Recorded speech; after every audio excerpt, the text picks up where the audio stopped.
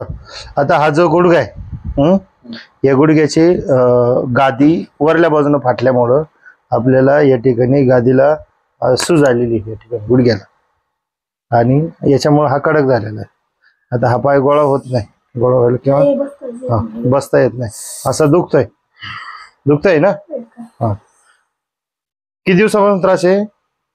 7-8 वर्ष झाली. डॉक्टरांनी काय सांगितलं तुम्हाला?